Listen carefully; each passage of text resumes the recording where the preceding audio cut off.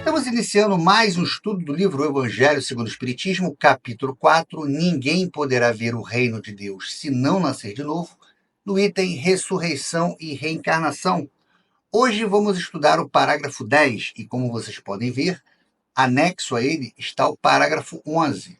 Bom, o objetivo desse estudo seria juntar o parágrafo 10 e o parágrafo 11, que são leituras afins, que têm algo em comum. Só que o estudo ficaria muito extenso. Então, hoje nós vamos ver o parágrafo 10 e na próxima semana iremos falar sobre o parágrafo 11.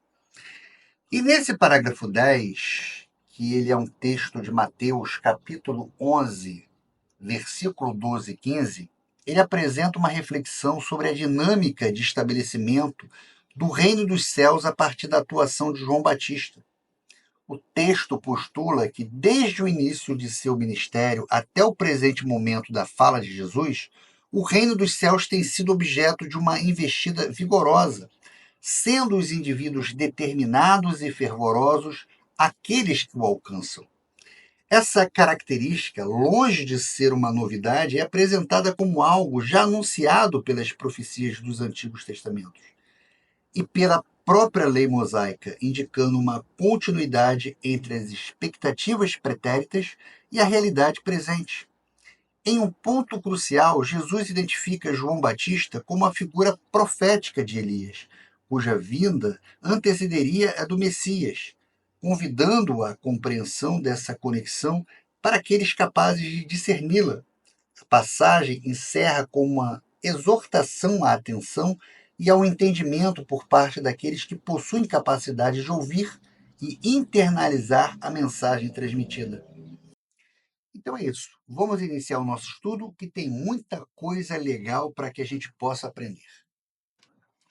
Ora, desde o tempo de João Batista até o presente, o reino dos céus é tomado pela violência, e são os violentos que os arrebatam. Pois que assim o profetizaram todos os profetas até João, e também a lei. Se quiserdes compreender o que vos digo, ele mesmo é o Elias que há de vir. Ouça-o aquele que tiver ouvido de ouvir. Veja que o texto fala que, desde o tempo de João Batista até o presente, o reino dos céus é tomado pela violência, e são os violentos que o arrebatam. Meio contraditório isso, né? Veja, a palavra violência não deve ser entendida no sentido de agressão física, brutalidade ou imposição pela força. Na perspectiva espírita, essa violência representa a intensidade do esforço íntimo, a luta constante e energética que o indivíduo deve empreender contra suas próprias imperfeições, paixões e tendências negativas para alcançar a evolução espiritual. É mais ou menos assim, imagine que para subir uma montanha íngreme, não basta desejar chegar ao topo. É preciso esforço físico, determinação, persistência e, por vezes, até uma certa violência contra o cansaço e a vontade de desistir. Da mesma forma, a conquista do reino dos céus, que, como vimos, simboliza um estado de paz interior, elevação moral e sintonia com as leis divinas, exige uma luta interior vigorante. Então, vamos começar a análise do texto. Ele começa falando, ora, desde o tempo de João Batista até o presente. Então, vamos lembrar que João Batista foi um percussor de Jesus, pregando um batismo de arrependimento e preparando o caminho para o Messias. Sua mensagem era um chamado energético à mudança de comportamento e à busca pela retidão. Esse período marca o início de uma nova era de conscientização espiritual, onde a necessidade de transformação interior se torna cada vez mais evidente. O reino dos céus é tomado pela violência. Aqui, tomado pela violência, significa que o acesso a esse estado de elevação espiritual não é passivo ou automático. Ele requer uma ação energética da vontade, um combate ativo contra os vícios, contra o egoísmo, contra o orgulho e todas as imperfeições que nos afastam da perfeição moral. É a violência contra nós mesmos, contra nossas más inclinações. E são os violentos que o arrebatam. Então, os violentos são aqueles que se dedicam com fervor e intensidade a essa transformação interior. São aqueles que não se contentam com a estagnação espiritual, mas que lutam persistentemente para se tornarem melhores, para praticarem a caridade, a humildade, a paciência e todas as virtudes. Arrebatar implica em conquistar um afinco, em alcançar por meio de um esforço deliberado e constante. Então, nessa primeira etapa, a mensagem que passa é que a evolução espiritual não é um processo fácil ou indolente. Requer um esforço contínuo, uma violência contra as nossas más tendências e uma determinação firme em seguir o caminho do bem. Aqueles que se dedicam com essa intensidade e perseverança são os que efetivamente progridem e alcançam um estado de maior sintonia com as leis divinas. Então é importante notar que essa violência é direcionada ao nosso interior, às nossas imperfeições, e não ao exterior ou outras pessoas. A doutrina espírita sempre enfatiza a importância da brandura, da paciência, da caridade no relacionamento com o próximo. A violência aqui é uma metáfora para a força de vontade, da perseverança na busca pelo autoaperfeiçoamento. Pois que assim o profetizaram todos os profetas até João, e também a lei. Então veja que o texto afirma que, pois assim o profetizaram todos os profetas até João, e também a lei. Ele está conectando a necessidade desse esforço energético para a evolução espiritual com os ensinamentos que já haviam sido transmitidos anteriormente ao seu tempo. E nessa parte, quando ele fala, pois que assim os profetizaram todos os profetas, até João. Então, os profetas do Antigo Testamento eram mensageiros de Deus, responsáveis por transmitir ensinamentos, advertências e promessas aos hebreus. Embora suas mensagens pudessem ter nuances e focos diferentes, a doutrina espírita nos ajuda a entender que, em sua essência, eles sempre apontaram para a importância da retidão moral, da obediência aos princípios divinos e da necessidade de abandonar os maus caminhos para se aproximar de Deus. Então veja, profetas como Isaías clamavam por justiça e fim da opressão. Jeremias alertava contra a infidelidade e a necessidade de um coração sincero. Ezequiel falava sobre a responsabilidade individual e a possibilidade de renovação. E outros profetas, cada um à sua maneira, enfatizavam a necessidade de uma conduta alinhada com a vontade divina para alcançar a felicidade e a paz. Então, na perspectiva espírita, esses ensinamentos proféticos, embora muitas das vezes revestidos de uma linguagem específica da época e também da cultura, já continham o germe da ideia de que a evolução espiritual requer um esforço, uma mudança de atitude, um abandono das más inclinações. A mensagem de João Batista, com seu chamado ao arrependimento e à preparação para a vida de Messias, era uma continuidade desse apelo à transformação interior.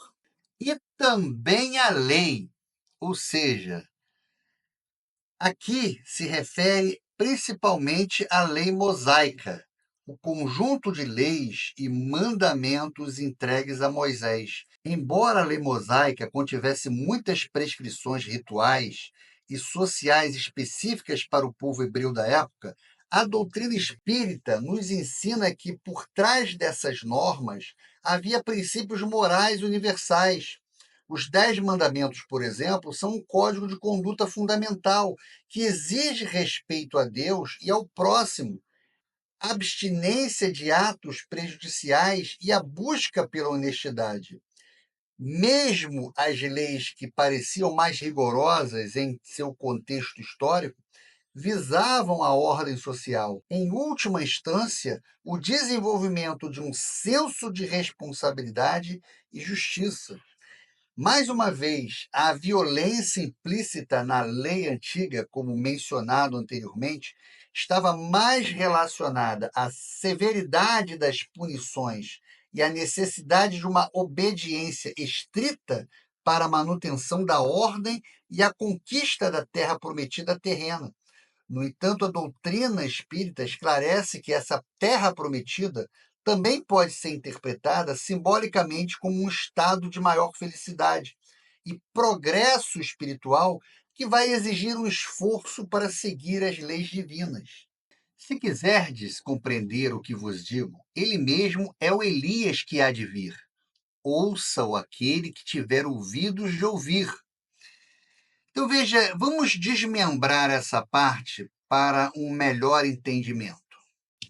Veja, se quiserdes compreender o que vos digo, então vamos lembrar que Jesus frequentemente usava essa construção para indicar que a compreensão de certas verdades espirituais dependia da abertura mental e da disposição dos seus ouvintes em aceitar conceitos novos que pudessem desafiar suas crenças tradicionais.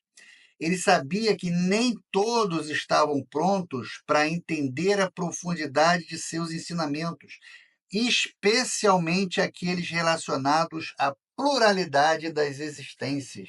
Ele mesmo é o Elias que há de vir. Aqui, o ponto crucial dessa frase reside na identificação direta de João Batista como sendo o mesmo espírito que, em uma existência anterior, foi conhecido como o profeta Elias. Elias, ele foi um profeta importante do Antigo Testamento, conhecido por sua fé fervorosa, seus milagres e sua partida na terra de forma incomum, levado em um carro de fogo, conforme a narrativa bíblica. Havia uma expectativa entre os judeus de que Elias retornaria antes da vinda do Messias. Já João Batista, ele surge como um precursor de Jesus no Novo Testamento, pregando o batismo de arrependimento no deserto, preparando o caminho para o Messias. Ele tinha um estilo de vida austero e uma mensagem poderosa de transformação moral.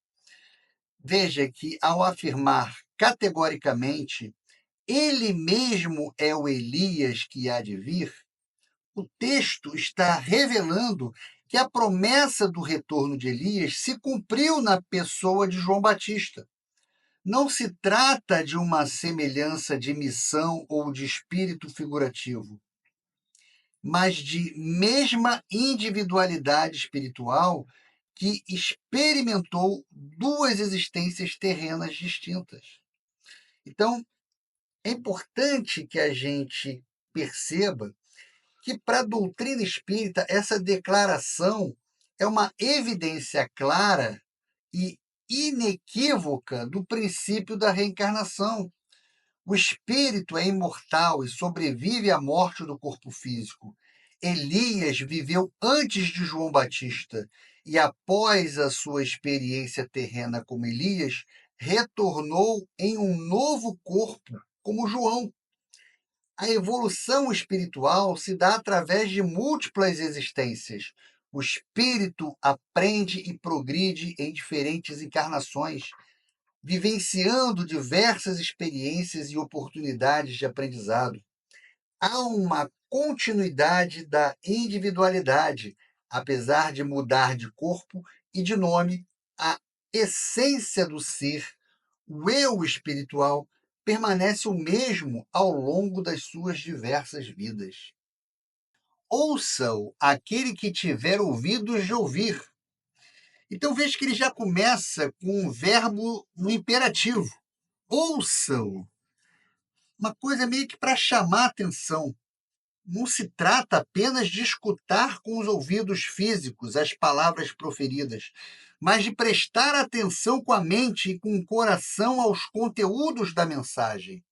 E que mensagem é essa? É direcionada a aquele que tiver ouvidos de ouvir.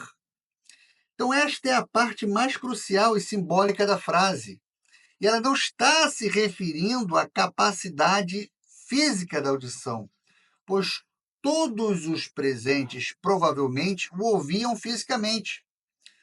Os ouvidos de ouvir representam a capacidade interior de compreender, de discernir, de internalizar as verdades espirituais que ele estava transmitindo.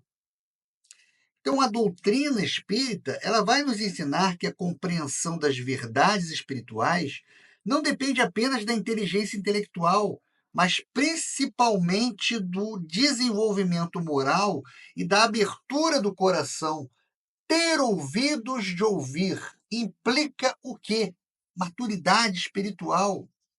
Nem todos os espíritos estão no mesmo estágio evolutivo. Aqueles que já percorreram um caminho maior de aprendizado e purificação possuem maior capacidade de assimilar conceitos espirituais mais profundos.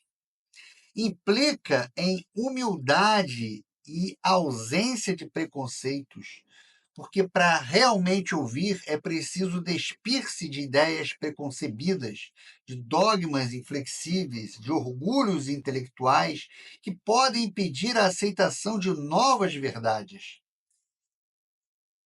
Necessidade de uma sinceridade na busca pela verdade. Aqueles que genuinamente buscam a verdade como o desejo sincero de aprender e evoluir estarão mais propensos a ouvir as mensagens espirituais. E também implica uma abertura do coração. As verdades espirituais ressoam mais facilmente em corações abertos ao amor, à caridade e à compreensão. A afetividade e a sensibilidade moral facilitam a percepção das nuances dos ensinamentos de Jesus. Por último, exige um esforço pessoal. A compreensão espiritual muitas das vezes requer reflexão, estudo e esforço para superar as próprias limitações e crenças enraizadas. Ouvir implica em um processo ativo de busca e internalização. Então, a gente pode resumir da seguinte maneira: o ouça-o aquele que estiver ouvido de ouvir é um convite à reflexão profunda, é um alerta de que a compreensão das verdades espirituais não é automática nem universal. Ela depende do estado interior de cada indivíduo, de uma predisposição moral e de seu esforço pessoal para ir além da simples audição física e alcançar uma compreensão genuína e transformadora. Jesus sabia que suas palavras nem sempre seriam compreendidas por todos da mesma maneira. Alguns estariam presos a interpretações literais ou dogmas religiosos da época, enquanto outros, com uma mente e um coração mais abertos, seriam capazes de captar a essência de seus ensinamentos e a profundidade das verdades espirituais que ele revelava. Essa frase serve como um filtro indicando que a verdadeira compreensão é um fruto do desenvolvimento individual e da sintonia com os planos espirituais superiores.